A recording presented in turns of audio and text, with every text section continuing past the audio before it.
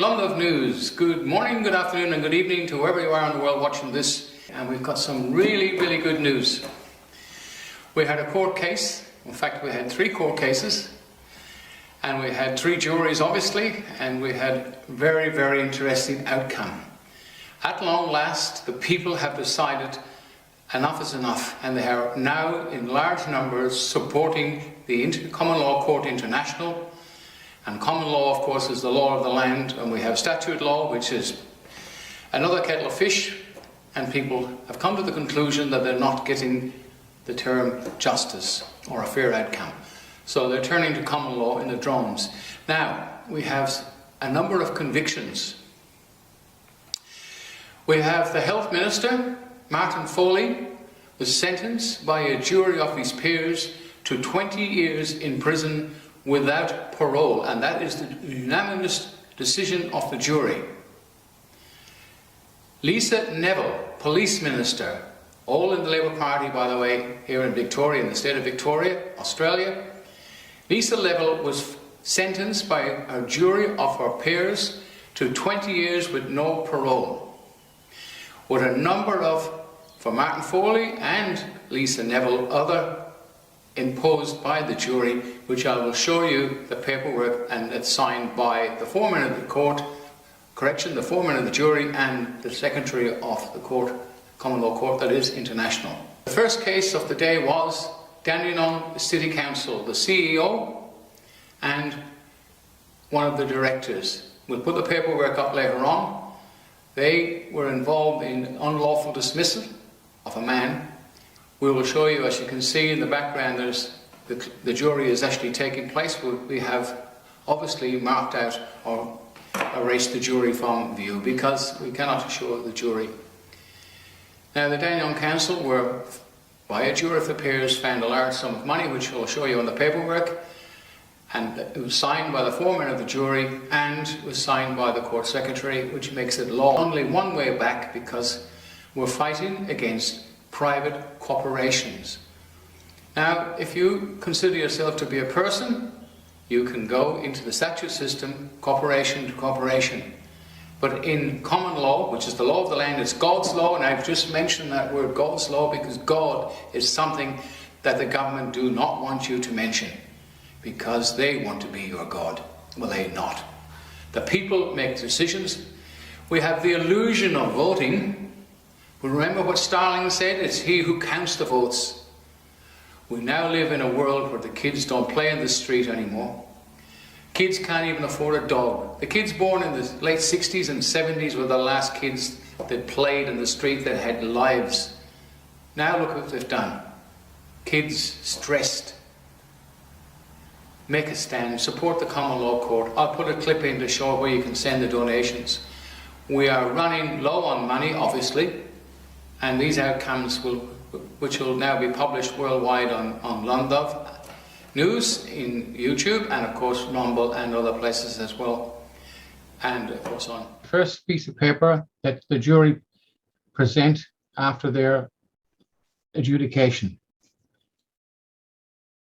It asks the questions: are the defendants guilty of committing the following crimes? If you'd like to just have a stream down there, have a look yourself, you'll find that they're all marked yes. The second page of that document states at the top, fraud, etc., and then incarceration for a period of 25 years to life, yes, no parole. That's the jury, that's the majority of the jury have said that. And if you just read the rest of it there, I'll hold it for you to read. All yes the way down, signed by the foreman of the jury and, of course, witnessed by the court secretary.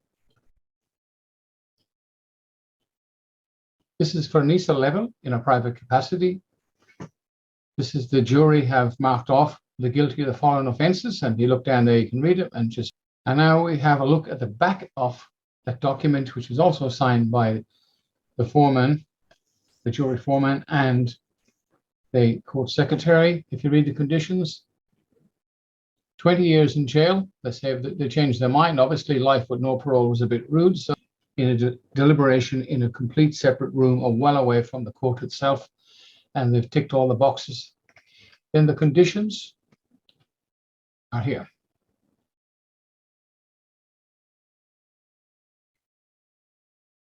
You can slow the video down to have a look at that, but the bottom line is 20 years with no parole.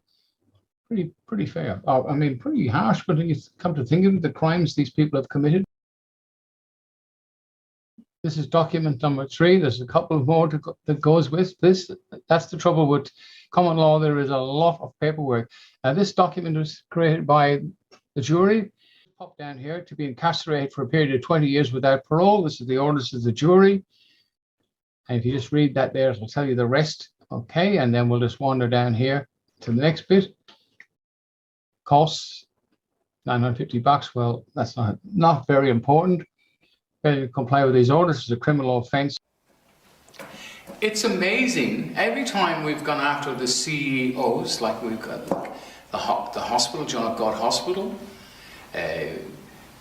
Dandenong Council, they in all the time they hide behind the council. Now, the director of the council at the time, when we had mediation for the chappie who didn't carry out the wishes of the council, shall we say, and he got sacked. And then they sent 2 letters to him and to the common law court asking us to cease and desist. That what we're doing was not lawful. And it's amazing. I mean, the councils are departments of the state. We had 3 referendums which said no to local government. That's a long story as well. Yet, these people believe that there are a local government. They're not lying, they believe it. And what's amazing, they hide behind the local government. So they had sent frightening letters out, if you like, cease and desist, because the council will not tolerate this. Bottom line is, to all CEOs who may be interested in looking at this or hear about it, we're going after man to man. So the CEO of a corporation in his private capacity as a living man or a living woman, we're not going after the corporation, we can't. This is a man to man or woman to woman or woman, wherever way you want to put it, one day at a time. We'll get that message out there. And we need everybody's support. Please have a quick look at where you can send a few donations. We desperately need a vehicle. We have an office, we have volunteers, and we need some cash. We need to put a vehicle on the road. We've got 7 or 8 deputy sheriffs at the moment, because you only have 1 sheriff, remember, a court, a sheriff and deputies all sworn in before a jury of their peers and have ratified by the jury. Anyway, that's another story.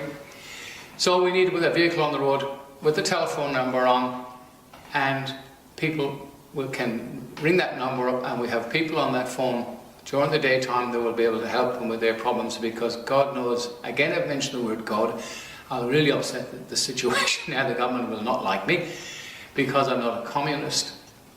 Well, anyway, that's another story. So please support Common Law Court. We've had some really successes, and being successes are small, but it's a one step at a time. And we're not looking for, look, let's see what happens, one day at a time again. Anyway, it's long live news in Melbourne, sign off after a wonderful weekend. And I'd like to thank all the supporters that came from all over Melbourne to the court, and the supporters of the court, and the sheriffs, deputies, and everybody else, and the court secretary. Thank you guys. You gave us hope.